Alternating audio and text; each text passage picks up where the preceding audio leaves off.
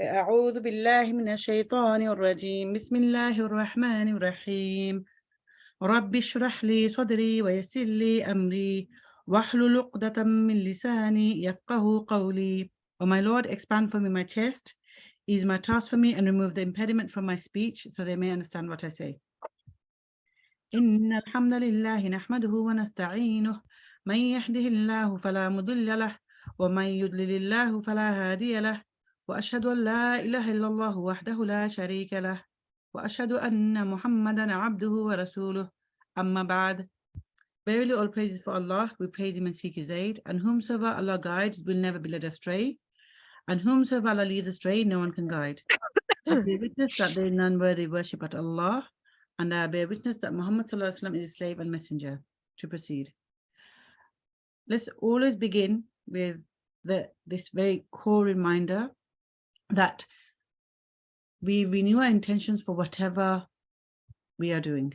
So what our purpose for being here, our purpose for being anywhere that or doing start with our intention, like the reason why I am doing something. So this session, why we're here, let's renew our intention that I start off with some of the intention, inshallah, that this is for the sake of Allah. We want to learn something, we want to gain something, there's some closeness with Allah subhanahu wa ta'ala. We can improve ourselves and increase ourselves in knowledge and understanding, inshallah. And the list can go on, and it does take sacrifice on everyone's part to be here, subhanallah. You know, there must be something that you have to put aside, children to bed early or something like that, you know, one thing or another. But the fact that you're here, subhanallah, make this count as an intention that Allah subhanahu wa ta'ala will reward us for, inshallah. So to continue, I'll hand it over to Meru now, inshallah. Okay. Assalamu alaikum, sisters. It's been a really long time. And I want to say that I'm very, very grateful for being able to share this platform, and especially with our very wonderful coach Tahmina. I'm very, very grateful to have her in my life. And so yeah, today's topic, we're going to be discussing lack of self-esteem and self-confidence. And I think this is something every single one of us is constantly battling with. Being a coach myself, and I know all my fellow coaches as well, it's definitely something that is like an everyday fight. You know, it's kind of grounding ourselves and thinking about, you know, why am I feeling this way? But it all starts with awareness. What does it mean? I'm curious to know, what does it mean to have lack of self-esteem and self-confidence for you? What do you see when you see that? Why do you think it is that we have a lack of self-confidence and self-esteem? What are the reasons? What's coming up for you, my sisters? Oh, and just to let you know, this is going to be a very interactive session. So there's going to be no, you know, I want to hear from my sisters today. You know, I want to, you know, whether you want to use a chat or you want to speak up, you know, this is very much, you know, going to be, like I said, very interactive. So we want to really hit the nail on the head with this one. Oh, Nayab's raised her hand. Just please, Nayab. Assalamu alaikum. Welcome, Rahmatullah. Jazakallah khair for hosting this. So grateful to be here. And it's so, subhanAllah, strange, because I was thinking about self-esteem and self-confidence, and just the other day, and I was thinking, okay, how do I go about thinking about this? Who shall I speak to? And then I saw the message today about this session, and I was so like surprised, but also grateful, alhamdulillah. So I've been thinking about this for the last couple of days, and something that came up for me was upbringing, childhood, you know, the figures that I saw around me. How was I treated? How did I feel? So yeah, that's what's been coming up for me recently regarding this. Like my self-confidence was kind of tampered with during my early years. Absolutely. I really can relate to that. Yeah, and Jazakallah khair for being the first to share that with us. But yeah, absolutely, it is definitely something that we kind of grow up with. And a lot of the times, because if you've ever noticed someone who's, you know, a little young toddler, you know, they're like a force to be reckoned with. They're ready to go and, you know, destruct everything in their path, and, you know, ask away all the questions and everything. And then I think what it is that we kind of stop them, isn't it? We say you should be like this and you should be like that, and there's all these shoulds and woulds and coulds that could get in the way of kind of like just I don't know, edging away at our self-confidence and self-esteem. So jazakallah khair for that. Yeah, thank you for sharing. Anybody Mary, I'd like else? to share something one of the sisters has shared. Yeah, okay, go for it. Not being independent anymore due to mental health issues. And we discussed this, didn't we, yesterday, about trauma and upbringing, and how certain, you know, especially when you've gone through certain types of abuse, it can and it does definitely affect our self-confidence and self-esteem. You know, they are not, both are slightly different to each other, the self-confidence and self-esteem. They connect, but they're slightly different. So we'll talk about that inshallah in a bit. But this, subhanAllah, so one of the sisters was talking about emotional abuse and getting PTSD, post-traumatic disorder. So yeah, that can definitely affect self-confidence and self-esteem. I noticed that Amina's raised her hand. Bismillah, Amina, please. Assalamu alaikum. I would say self-talk. What you actually say to yourself, because if you think low of yourself and you keep repeating that, then you obviously believe it to be true. Like when things don't happen and go your way, and you just think, oh my gosh, I'm useless, or I'm hopeless, or you start talking in a negative way. You keep repeating that to yourself for over time. That does definitely affects your self-confidence. So I think it's so important to know how to speak to yourself and how not to allow those negative talks to happen. Oh, we all have a moaning myrtle, don't we, to ourselves? Yeah, definitely. That's a very good point, Amina. Jazakallah khair for sharing. there's I'm going to read out some of the chats here, inshallah. Okay, cool. Go for it. We've got one of my beautiful sisters are saying how media portrays perfection and the ideal image, especially the weight and body shaming and so forth. So we subhanallah, girls, you are ticking all the boxes of what we've got to cover, subhanallah. Yes, it's true, because it is how people, like, what kind of role models that are put in front of us, isn't it? Like everyone should be a size 6, and a size 6 kind of something quite recent. Back in the day, size 8 was the smallest, and then it went to size 0, but now it's size 4 and size 6s and whatnot. So subhanallah, I'm not thinking maybe can fit into that. But yeah, I mean, that's the ideology that's being portrayed to us, and we kind of like try to fit into that, which do we need to? Why are we doing? I mean, where is it coming from? Well, Sister Rosina's raised her hand, so please, Sister Rosina, let me just see if I can. Assalamu alaikum, Sister Mary. Yeah, wa alaikum assalam wa rahmatullah. How are you, Rosina? Yeah, alhamdulillah, how are you? Alhamdulillah, good. Alhamdulillah, it's so good to hear from you, sisters. I was going to say, Sister Mary, I agree with the Sister Amina and Sister Nayab that spoke. I definitely think, and I think what the point that Coach Tahmina was making, I was going to say, she's obviously taken it out of my mouth, but it is all those things that the sisters said, but I think it's quite subtle. So yes, sometimes it can come from like your childhood, parents, maybe authority figures. Sometimes I think it's quite complex. It is to do with the media. It's not that anybody actually says, it doesn't necessarily have to be someone making a comment, for example, about your size. It's just, I think it's quite complicated sometimes. It's the kind of, like the Coach Tahmina said, it's kind of subtle kind of comparisons that we start making. And like the sister said, the self-talk, it's not necessarily always easy to identify. I think that's what I was going to say. I think it's combinations of factors. And sometimes it may be easier to kind of think, well, actually, I can pinpoint it was that maybe traumatic situation. Sometimes it can be a bit more difficult to unpick why is it that you think certain things, for example, about yourself, and where did you pick them up from? So I think definitely there's always there could be like to do with your childhood, it could be to do with trauma, it could be just things that you subtly picked up. So I think it is a wide range of things, but some of them are perhaps more obvious than others. Sometimes you have to unpick some things, like why do you think that, or why is it? Has anyone actually ever said that to you, or where did you get those ideas from? Like, for example, a lot of people don't feel very good after looking at some social media. I mean, why is that? Is that because internally you're comparing yourself to? I mean, where do we get that from? And particularly, I think as women, And I think also, unfortunately, some of these other women I've found, that are kind of quite critical sometimes of other women and in whatever way. And I think that also, and I think sometimes words, people sometimes, they may just make a flippant comment on the other side of it.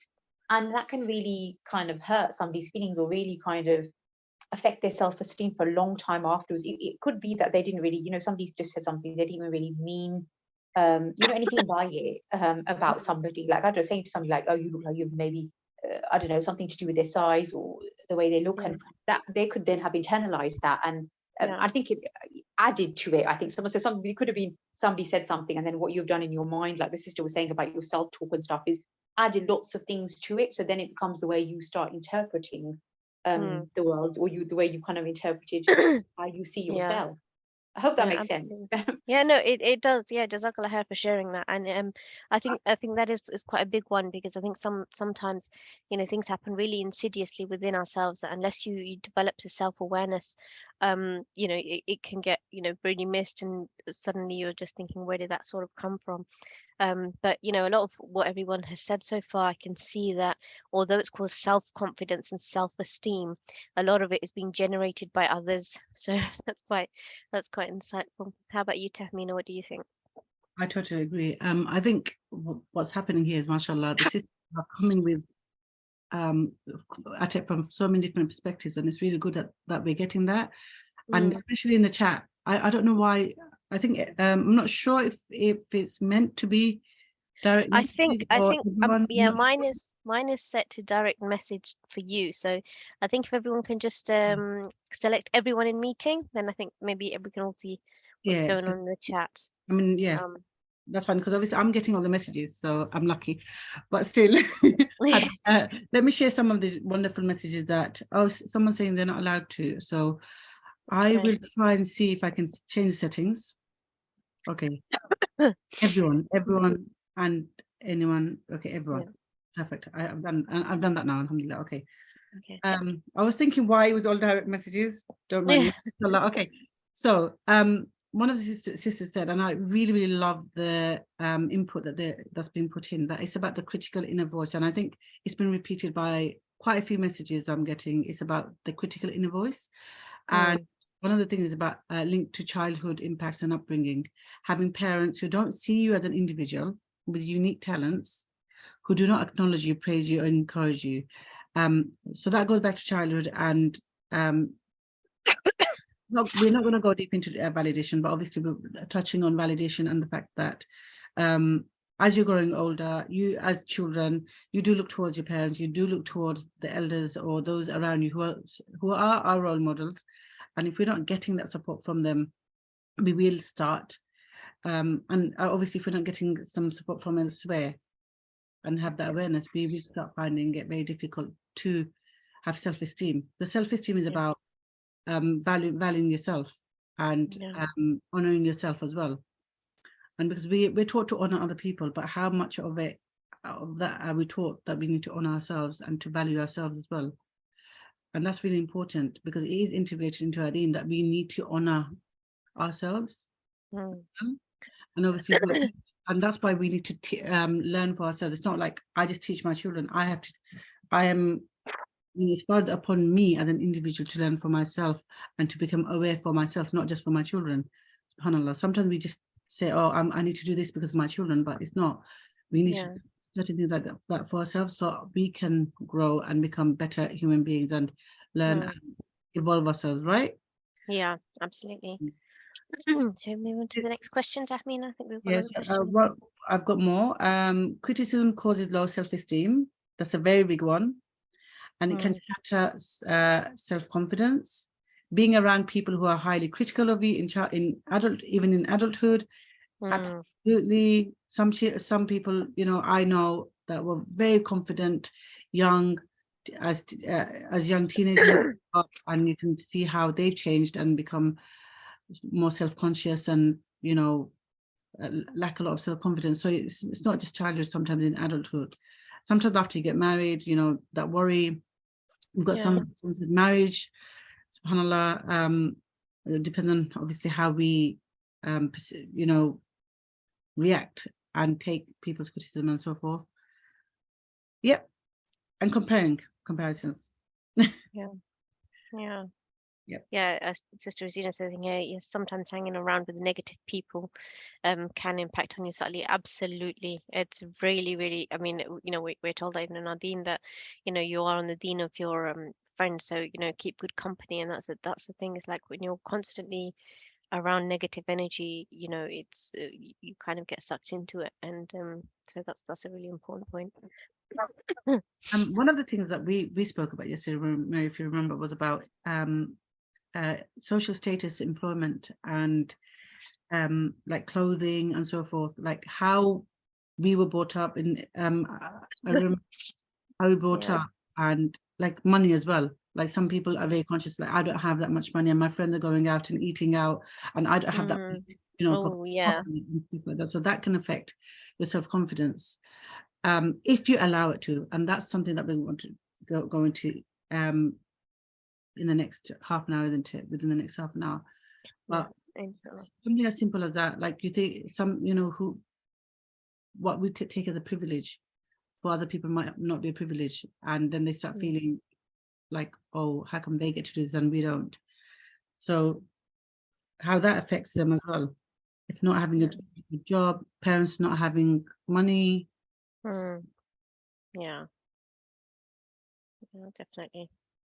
Language barriers. We talked about language barriers, like if you speak a certain language at home and then you go outside and not confident, or maybe you haven't been out and about much and a certain language becomes rusty, and then you start feeling like people are laughing at you no matter how much you're trying. That can affect yourself. Yeah. Right. Not feeling good enough. Yeah. Not feeling good enough for who, though? That's a question. Yeah. You're not good enough for who? Yeah. This is it, isn't it? It's I think the irony is we're talking about self-confidence and self-esteem, and it's funny, it's got nothing to, it doesn't seem like it's got anything to do with the self, but it's all kind of external, forces or external experiences that build that. Like Fahmida is saying, I think in this day and age, the youth are particularly affected by comparison due to social media. Oh, absolutely. That's a big one. Definitely social media. And so we've got emotional abuse, specifically gaslighting. Oh, yes. That's a huge one. Really erodes self-confidence as it makes you question yourself and your abilities. Oh, yeah. There's some people are really powerful when they come to gaslight you. Yeah, I've kind of experienced that firsthand, and it can really knock you for sick. So, you Yes. can't see the good in you that others can see for themselves. And being Muslim and non-white in the UK, yes, of course, that society and everything. Okay, gaslighting. What is gaslighting? So, gaslighting is basically somebody completely invalidating your feeling or your experience or what's happened. And that's what gaslighting is. So basically, if you've come with maybe I'm not explaining it well. If anybody else can explain it better, then feel free. But it's basically if I've been through something really traumatic and I've come to tell someone about it, it's kind of like just kind of running away with it, thinking, oh, like you're just making it into bigger than what it actually is. So that's kind of gaslighting. I hope I've explained that. Yeah, more or less. Yeah. That's what it is, isn't it? When people, Yes. when you're in a situation and people are like, oh, usually it's like, oh, I've been through worse. Yeah. Like I'm going through this right now. Everyone, Yeah.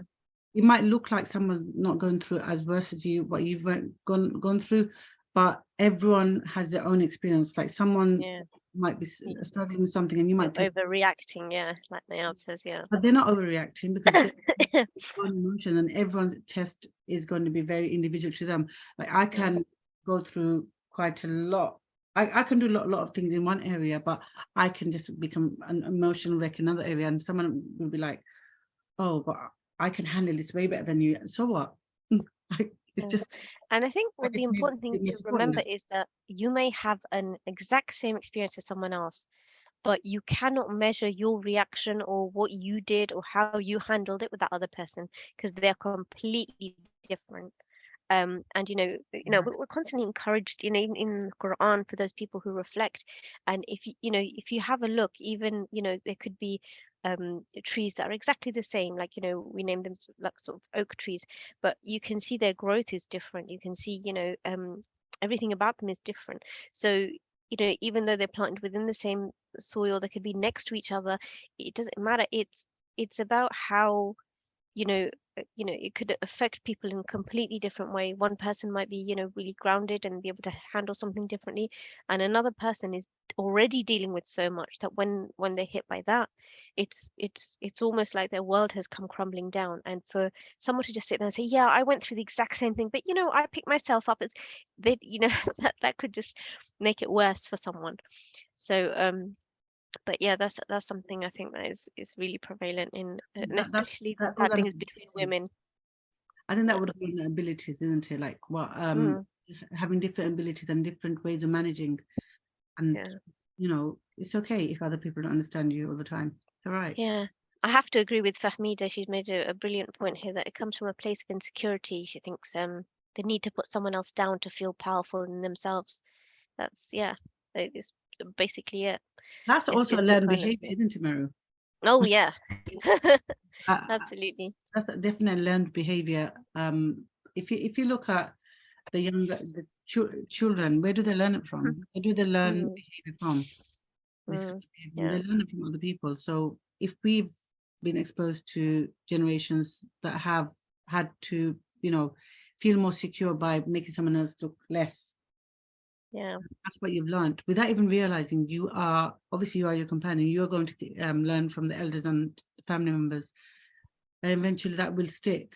And to Yeah. be aware and to actually put yourself out of the situation, the fact that we've learned that, we've understood that actually what I'm doing is wrong, Yeah. changes that, like you become aware, oh, what I'm doing is wrong.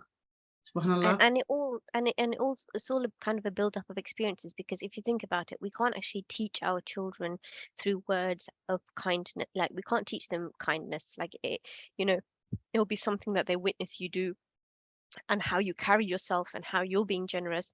And likewise, if they see you gaslighting, or they see you showing, you know, acts of hatred, they will think, you know, it's something they learn. Because especially, like, you know, as we know from parenting, it's that you know, your child is looking up to you thinking, okay, this is, you know, you're my first role model, so that's who I have to be like.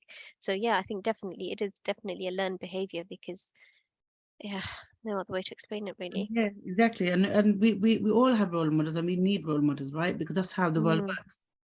That's why social media is so big nowadays, because yeah.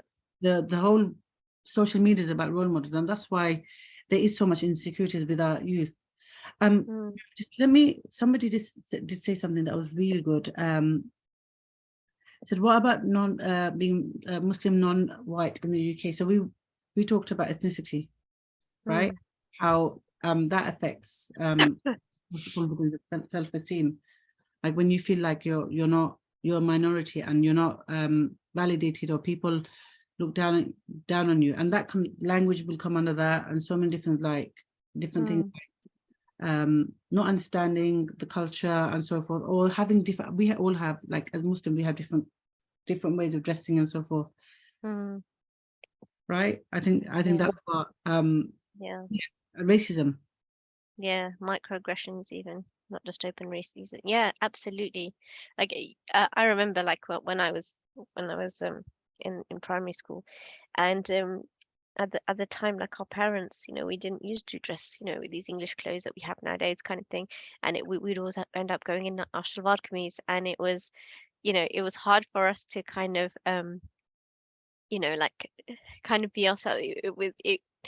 It was really you know, because we didn't feel like we had fit in. So I think that's something that definitely did, you know, aid to, like, you know, being able to wear what you want. And now, of course, you know, everybody's um I think we've moved on a lot from then, but back then it wasn't, you know, it was a bit kind of odd, you know, going in your Slovar kameez to school on, like, the mufti days, you know. So and now when I kind of, like, see my nieces and nephews, and they're all going in with, you know, the nicest designer gear and everything, it's like, okay, you know, times have changed. So, but yeah, it will just kind of add to that. I think Fahmida had her hand up. Yeah, I did. I feel quite passionately about microaggressions and the experience of it, because I really experienced that in early childhood, and I think that really stayed with me. The knock on my confidence. So I went to a really kind of English white school early on, even university. I always felt like the outsider, not just from the students, but even from the lecturers as well. The way they would treat minority students was very different. They weren't very welcoming, and it wasn't in your face open racism, but it was just very insidious, very kind of like almost gaslighting, where you're questioning like, oh, is that right, is that not? And I never felt like I fully was a part of anywhere where I studied, like right from a young age. So sometimes it doesn't come from the parents. Often it can come from outside places where, instead of building up children, unfortunately they are, breaking children's confidence down. Yeah, I have to agree with you there, Fahmida, because it's so true. It's like being in a place of power. It's like even now we're seeing it a lot more, where they're trying to Black basically Lives enforce. Matter and all of this. Yeah, absolutely. And all of this they're trying to, like, I saw a clip the other day of I think some school in, I don't know where it was, and the teacher was really aggressively almost shouting at these children because I think they had a Muslim gay person come in to talk about how it was thinking, because the students were fighting, but basically speaking back, saying no, this is wrong. The teachers talking about how being tolerant and everything like that, and you just think that back then it was more microaggression, but even now they're kind of like this, the mask is slipping. They're just trying to really enforce that on children. It's like, how do you stand your ground with that kind of confidence? Like, how do you, in a situation like that, how do we stand, as Muslims, deeply grounded in our deen? So and it is good how, it's being brought to the forefront through, things like Black Lives Matter, but there's still so much, I think, in our sort of Desi communities, like there's so much that needs to be done, and children really need to be, like, from a young age, really given that confidence. But sometimes you can't even up. So today it was Red Nose Day. Was it Red Nose Day? Children Need. Children in Need, And there's this, obviously, I don't know if you've heard, but Children Need this year is really pushing kind of gender, changing genders, like that they're funding this. And there was this message going around not to give £1. And then I did think, like, how do we tackle this? Like with my son, like, how do we send him in not with £1? And what do we say? It's age appropriate conversations, but it's building confidence in a child, but at the same time balancing where they're, that they have to kind of fit into society as well. And it's really hard sometimes. It's harder now, I think, than it was when we were younger, because when we were younger, it was just about ethnicity and the fact that you were just a different color, or you didn't speak as well English, or whatever, whatever it was that you were being put down for. But now it's all this ideologies that they're putting in, and the kids are, they trying to fit in. It's hard enough trying to fit in, and then there's all this social media, and then there's this LGBT things going on, and then all this identity crisis, and it is very difficult for them, because it is they are going through their own internal, not 3 ways and 4 ways like we did, but they've probably got a lot of other things that we don't even know about. But just saying that, I think for me, just kind of like really touching on a point. It's like when I'm thinking back to my childhood and what we went through at that time, it felt heavy to me. If I go back, that was really difficult for me. That was a difficult time for me. And so I think it comes back to the fact that we are looking at it from our experiences to what they're, and I think part of it is knowing that Allah has created them for a time where He knows that they will be able to bear that time. Like, their challenges are different from ours, but the same Allah who held us up and who, has helped us to come this far, He will also help our children. But because of the constant bombardment of social media, of even media, in fact, with all of the, you've got that on the side, and then you've got the the World Cup stuff as well. But the fact is that through all of that, we often, what happens is we kind of lose the bigger picture of who is in control over everything. And it's about giving in to the fear that people are opinion on, because as long as you're having those open conversations at home, knowing that your children only spend 7-8 hours at school, right? The rest of the time they're at home. What are they seeing? What are they taking in at home? How are you holding yourself up? How can they, like, seeing this video of these students who are openly, I think one of the girls said, why are you promoting your sins onto other people? Like, basically, because this person was saying he studied it in the Quran and it was okay and everything, but the fact is that they are going to have that but if anything, because of their fitrah, they'll have that to actually go and research it for themselves, to look it up, because they'll want to know that their identity is that secure, that it's not that weak, that they could just, someone can come and just change it all for them. So maybe that's their test and their challenge, and what we need to do is help them through that, but also putting our trust in Allah. So yeah, just thought I'd share that. No, that's beautiful, Marie. Actually, I think you moved on to the next point, which we have to anyway, inshallah, which is about having trust in Allah subhanahu wa ta'ala, isn't it? We're going to so how do we, it does affect us. We talk mashallah, we've just without going to the next slide, but what can we do to change it? What is it that we have to do to change the way we feel, and the low self-esteem and the low self-confidence?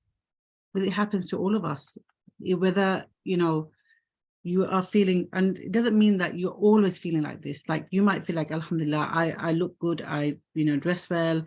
You might be confident in a certain area, but might not be confident as a speaker, or you might not be confident going to work, or presenting something. So the confidence can change from place to place and according to the situation. So it doesn't mean that you always have a low self-esteem, or you always have low self-confidence. You might have low self-esteem in front of a certain group of people, but you might have a much higher self-esteem for yourself in front of another group of people. So it does differ from people to people, isn't it? That's something that we have to recognize as well. So it's not like if you see someone and think, oh, that person has really low self-esteem, or I've got really low self-esteem all the time. Yeah.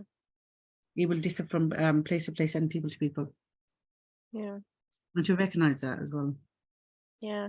I think that's the thing, is like it's knowing that the fact that, especially in the beginning, the sister shared that it's sometimes it's upbringing, sometimes it's even what you see in society and everything, that all starts to affect you, because it starts to, where you're talking and stuff, you're going to be careful about the words that you use, or the way, or the tone that you use, depending upon the kind of gathering you're in. You're gonna act the way it's supposed to be appropriated for you.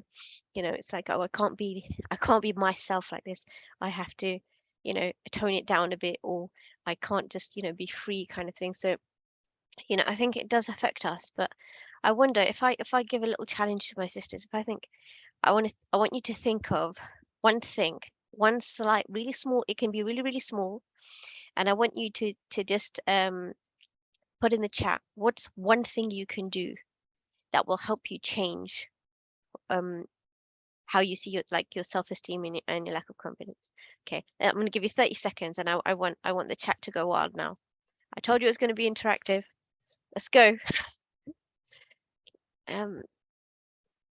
Okay, so I've got one here from Ahlam. I believe it starts with changing the inner voice from self-critical to self-compassionate.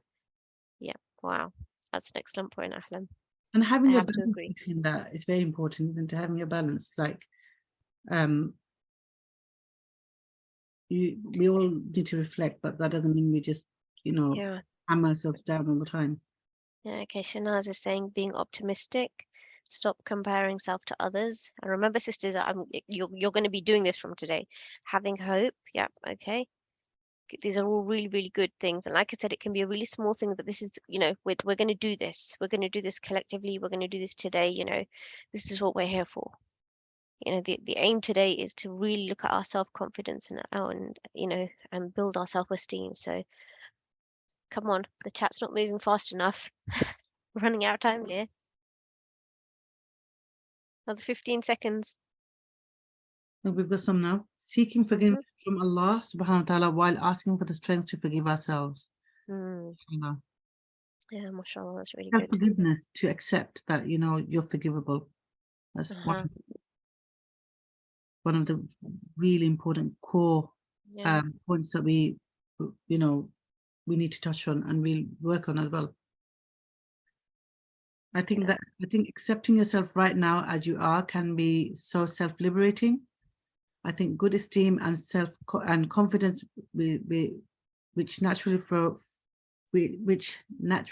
from that default. Sorry, I meant will naturally flow from that default. So if you make that your default, where you accept yourself as you are without trying to change, because you want to have good self-esteem and good confidence. But what if, like, sometimes we've been told a story that we need to get somewhere to have good self-belief and self-confidence. But what if you already have those things? And what if just accepting yourself, you'll be able to see that you already have that? Beautiful. Beautifully put, Tahmina, Jazakallah. Believing in myself and stop blaming myself. Exactly. Exactly. But there's more messages, Meru. Yeah, and not caring about what others think can also be really liberating. It actually can. It can be. And you know, it's one of them things where we sometimes do say that I don't care what other people think, but actually we do. We know that deep down we do. You know, so that's quite a tough one. And I think that takes a lot of like constant work, you know, and believing in yourself and your worth and value. Yeah, believing in yourself definitely is a really big one. And Shamoli thinking positively. Yeah, that's definitely big Boils one. down to our thoughts, doesn't it? It goes all the way back to our thinking, because how we're thinking, how we are, you know, managing our minds. Yeah, all the way back to that, because no matter what anyone does, we are still, you know, we can still change our thinking and the way we feel and the way we behave. And it goes down to that, you know, but it's difficult. We're not going to say it's easy, because we have to do a lot of work, self work, and it's a continuous journey, because that is our challenge. Yeah, not relying on others to boost our self-esteem and confidence. That right there is, you know, is definitely something that's like the key to everything, that you're that is where we want to aspire to, is the fact that your confidence, you know, self-esteem is enough to carry you, that anything anybody else puts on you is a bonus. You know, that you're already good, you know, and anything they give you, and that even if someone comes with something negative, you can just choose not to accept that.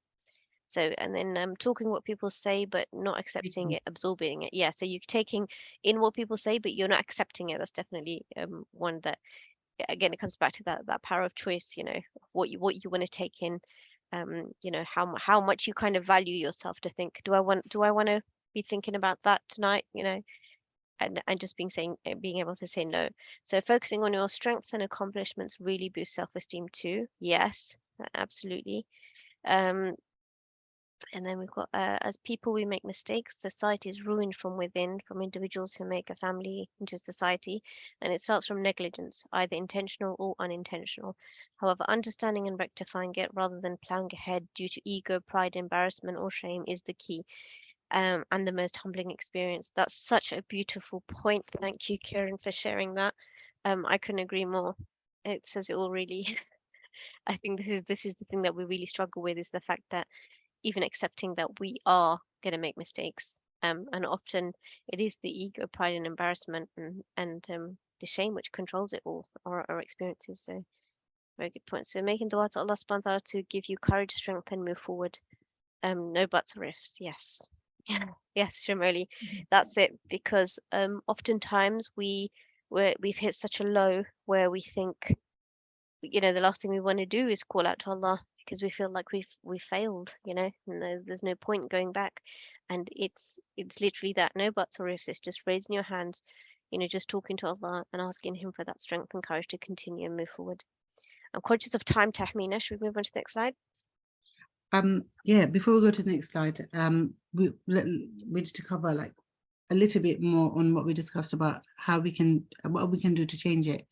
And so why does it affect us? So where do you think, like a lot of these points that we've covered, where it comes to then, you know, forgiving ourselves and finding that, you know, the courage and the strength and doubting ourselves, where does all of that come from? Like, where is it coming from? Who is our, not fitting in? Where, obviously, it comes from the mind. We said that it's our mind and the way we're thinking, but where is the negative talk coming from? What do you think, girls? Where do you think it's coming from? Our ego and shaitan. Nayab, do you want to unmute? I think it's coming from within ourselves, really, because people, society, you know, parents, upbringing, they all can come and do whatever, say whatever, and they just go. So what we're left with, then I think we're making a conscious choice to interact with that, whatever they've done. They've, you know, come, said, done, whatever, and they've gone. So we're doing it to ourselves, I think. Yep. Yeah. Yep, Nayab, you've hit it on the nail. You know, let's put it this way. Look, you know, Allah subhanahu wa ta'ala tells us in the Quran, there's waswasa, right? We all know this. And Surah Nas, let's not go into tafsir, we've got a lot of time, less time and a lot to cover. But the waswasa doesn't have to just come from the shaitan. It comes from the people. It comes from even within, because we talk to ourselves, you know, and that's the focus that we give to ourselves. So if I'm focused on a certain thing someone said, I can choose to focus or not to focus. I can choose to listen to it, or I can choose to ignore, right? But when we choose that path, we're choosing to give someone power or something power that doesn't have the power, really, right? SubhanAllah. And that's a conscious, aware choice we have to make, that we're not going to give anyone or everyone power. And sometimes we give literally everyone the power. You know, sometimes I ask for feedback from X, Y, and Z, but that doesn't mean, you know, I need to take every single criticism and think, oh, that's so bad. But I mean, that means just, okay, if that's what someone thinks about me, then that's something that I could improve. Or if I don't agree with it, then I can look at why they think like this. That's it. That's all I can do. That's the best I can do. But I can look at improving. That's, you know, but not letting the ego come in the way. But the moment the ego comes in the way, then we start thinking about it and start feeling bad and going downhill. And so being reflective is not a problem. The problem is when we start getting negative over the reflections. And the interesting thing is that the ego is the enemy. You know, this is the thing. It's like ego is the enemy. And where does it come from? It comes from, you know, I think Fahmeen said here that the shaitan, he whispers and he exploits your weaknesses. And, you know, we know that we've got ill within us. You know, we've got, you know, there's the part of our nafs that is, you know, that is evil within us as well. And it's like, if we don't check it, if we're not aware of it, and it's not aligned with what, you know, Allah has commanded us to do, then we're open to that weakness. So he you know, he's got full reign on it. So what we can do to change it is to first of all become aware of it, because you cannot treat something when you can't even see it. You have to acknowledge that this is a problem with me. Like when you're looking at yourself, you know, never does any one of us want to admit that we're ever jealous, or that we ever envied anyone, or that, you know, hold a bit of rancor in someone's heart. We don't want to admit those things. But then if we don't admit them, we don't become aware of them, then how will we treat it? How do we treat the diseases of the heart if you're not willing to accept that that's what it is? So yeah, just, you know, just some things to think about is that how deeply are these things affecting you? Because if somebody else is coming in and making you feel like you haven't got it all, but you have, you know, Allah has given you. But it's about how much are you looking at what Allah's given you. And it shows the importance of having good companions and the importance of being around good people who will who you can associate with. Oh, sorry, I just realized I'm not sharing, am I? I thought I'd moved on to the next slide. No worries, inshallah. Yeah. No, and the importance, because our ego is, like Fahmina said, it is fragile. It desires validation. right?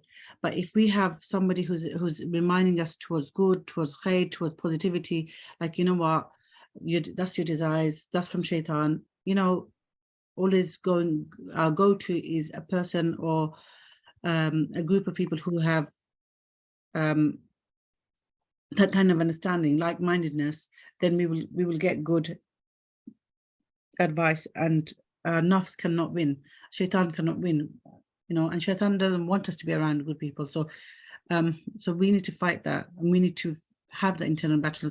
We might already have people around us who are not good influence around us. So how do we minimize interaction with them and increase interaction with people and communities that have better understanding, better knowledge, better influence on us, inshallah. Yeah.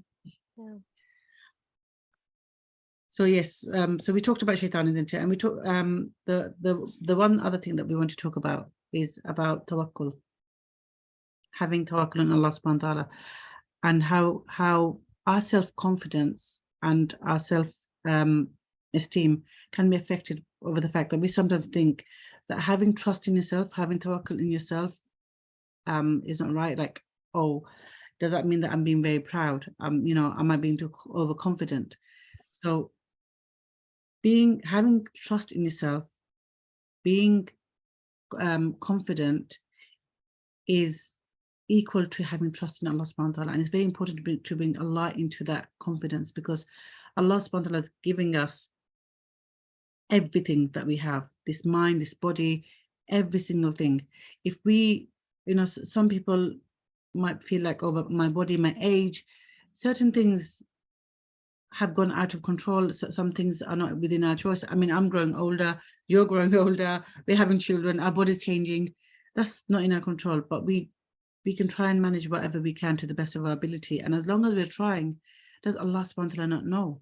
Having tawakkul, that Allah subhanahu wa ta'ala is there at all the times, and not And just before you sort of go on to tawakkul, I mean, just one thing that I forgot to mention is that you know, just talking about how the shaitan, he exploits our weakness and everything, is that what we also do need to remember is that we always have a choice, because, you know, even on the day of judgment, when you know, we're going to be questioned about it, the shaitan, he's just going to turn around, he's going to say, well, I didn't force you to follow me, I just invited you. So, you know, even the shaitan knows that the power he's only got of you is that he invites you, but what you do with that invitation is up to you. Like, we always have the option to accept and reject, and it's likewise with everything. It's with, you know, these comments that people will make at you, or these judgments that people make of you, because nobody likes judgment. But if someone's going to come at you with some kind of judgment, or they're gonna show you what they perceive of your life, you know the truth of yourself. Do you have the power to then say, you know, no, I completely don't accept it? And why do you even have to say it to that person? You can let them say their piece, and you can just, you know, not take it. It's sending a clear message even. But just to remember that, you know, even if the shaitan doesn't have control over you, why do we then give so much control to other people about how we define ourselves? Just something that I want you guys to think about in the back of your mind. Beautifully put. Really a lot to reflect on, isn't there? Inshallah. Shall we go on to the next slide? Yeah, inshallah. I know, even yesterday we said, like, this is going to take a lot of time. We didn't realize how long it's going to take. Okay. SubhanAllah. So we all, you know, know Surah Al-Asr, right? We're familiar with it, and I'll recite it for you, inshallah, and then just touching on it, because we know we're running out of time as well. And subhanAllah, this is about the time. Okay, here we go, Tahmina. If you recite the Arabic, and then I'll translate after verse, ayah by ayah, yeah? Okay. Okay. أعوذ بالله من الشيطان الرجيم بسم الله الرحمن الرحيم والعصر. By time. إن الإنسان لفي خسر. Verily, man is in a state of utter loss. إلا الذين آمنوا وعملوا الصالحات. Except those who believe and do righteous deeds. وتواصوا بالحق وتواصوا بالصبر. And exhort one another to hold fast to the truth, and exhort one another to be steadfast. Okay.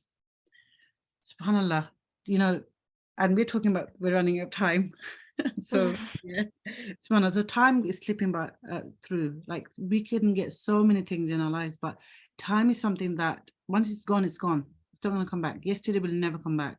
No matter how much we try to get it back, we won't. And Allah subhanahu wa ta'ala, when he talks about time, when he talks about the time that's slipping away from us, like this time is so precious. And then he tells us that verily mankind is in a state of loss. And then he negates that by saying, except those who do these 4 things. What are the 4 things, Meru? Okay, so those who believe Yep. and do righteous deeds, and call one another to hold fast to the truth, and they call one another to be steadfast, so to be patient. So there's 4 things that are so important that bring us back to being successful. And we all want to be successful. None of us want to be at loss. And the beautiful thing is about this is that Allah subhanahu wa ta'ala is telling us as humankind, as all of humans, men, women are not separate, that we are all in loss except if we do these things. And the fact that Allah subhanahu wa ta'ala is saying that except if you do these 4 things means that we are more than capable of doing it. That this is something that's within our capacity. Allah subhanahu wa ta'ala never gives us something that we cannot do, which is not something that we can bear or do. Allah subhanahu wa ta'ala knows us better than anyone else. So we can do these things, right? And how often do we doubt ourselves? How often do we doubt ourselves?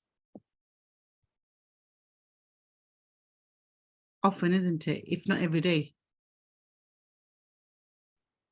If not every day. And that is the tool of shaitan. That is shaitan's biggest weapon, girls. Try to drown us in any worry that we have, any fears that we have. Instill fear. No?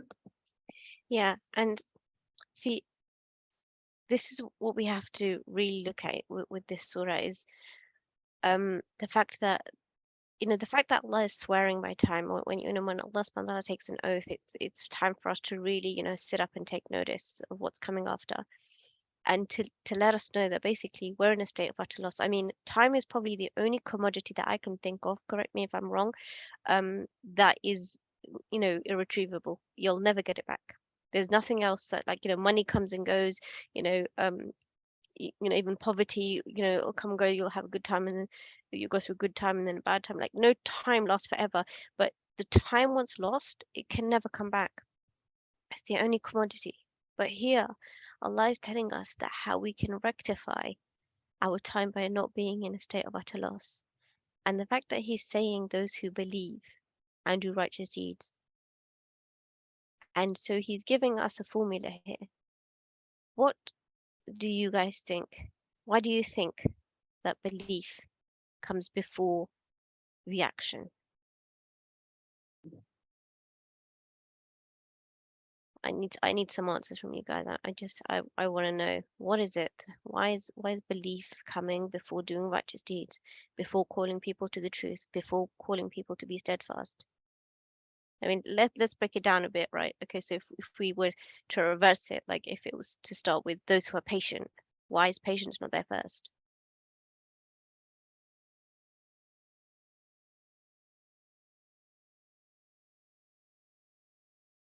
Actions are by their intentions, indeed. But why do we think belief is coming before action? It starts on the inside. You have to have the correct intention. Belief guides actions. Good answers. Beliefs lead to action, yep.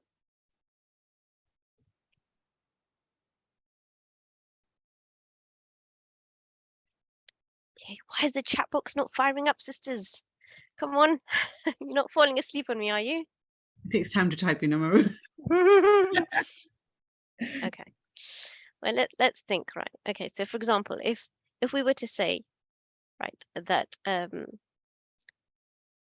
like what do you need for something to for you to be able to do something, right?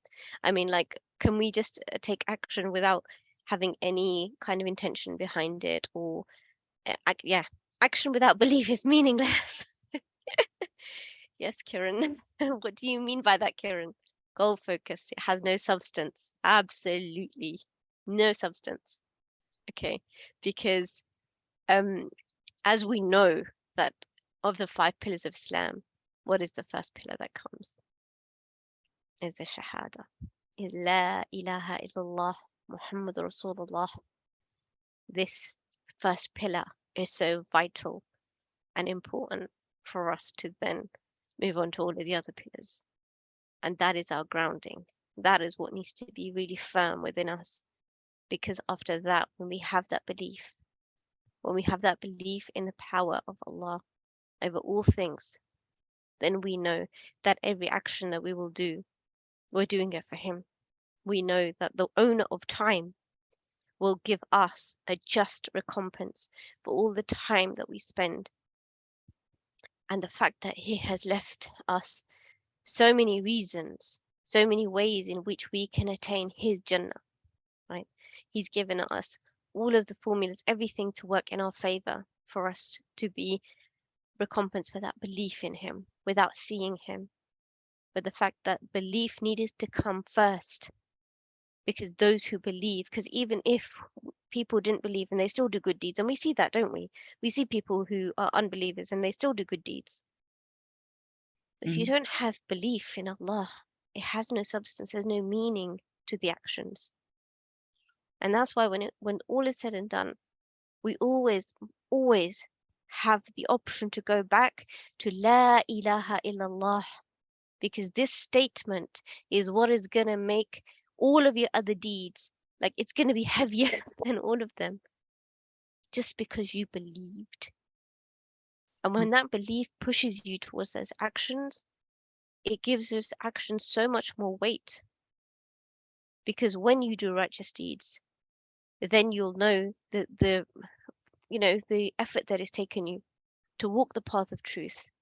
And then you'll know that in this world that we're currently now living in, where it's filled with falsehood, where people are trying to teach your children falsehood, we are teaching our children steadfastness. We are teaching them patience. How?